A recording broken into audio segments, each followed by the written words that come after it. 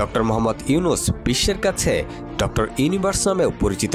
তিনি মাইক্রোক্রেডিট ধারণার মাধ্যমে বিশ্বজুড়ে দারিদ্র্য বিমোচনে একটি বিপ্লব সৃষ্টি করেছেন। এই কাজের জন্য তিনি 2006 সালে নোবেল শান্তি পুরস্কারে ভূষিত হয়েছিলেন।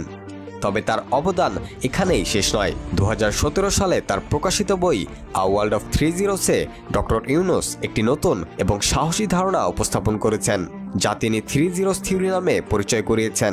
এই থিওরির 3টি গুরুত্বপূর্ণ লক্ষ্য: জিরো পভার্টি, জিরো আনএমপ্লয়মেন্ট এবং zero net carbon emission.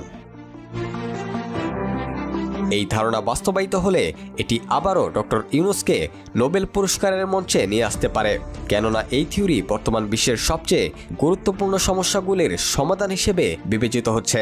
Doctor ইউনুসের 3 থিওরির প্রথম লক্ষ্য হল জিরো পভার্টি, অর্থাৎ দরিদ্রের সম্পূর্ণ অবসান। 3 দ্বিতীয় লক্ষ্য হল জিরো আনএমপ্লয়মেন্ট, অর্থাৎ বেকারত্বের সম্পূর্ণ অবসান। থিওরির তৃতীয় এবং সর্বশেষ লক্ষ্য হল জিরো নেট কার্বন ইমিশনস, অর্থাৎ কার্বন নিঃসরণকে সম্পূর্ণভাবে শূন্যে নামিয়ে আনা।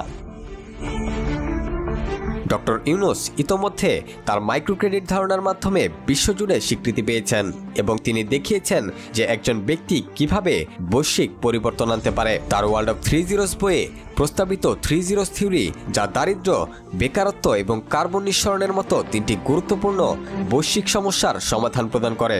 এটি ডক্টর মোহাম্মদ ইউনুসকে আবারও নোবেল পুরস্কারের জন্য একটি শক্তিশালী জায়গা করে দিয়েছে। এই থিওরি বাস্তবায়নের মাধ্যমে বিশ্বব্যাপী একটি টেকসই, ন্যায়সঙ্গত এবং সমৃদ্ধ ভবিষ্যৎ গড়ে তোলা সম্ভব। Rakibul Hasan, D news, Bangladesh.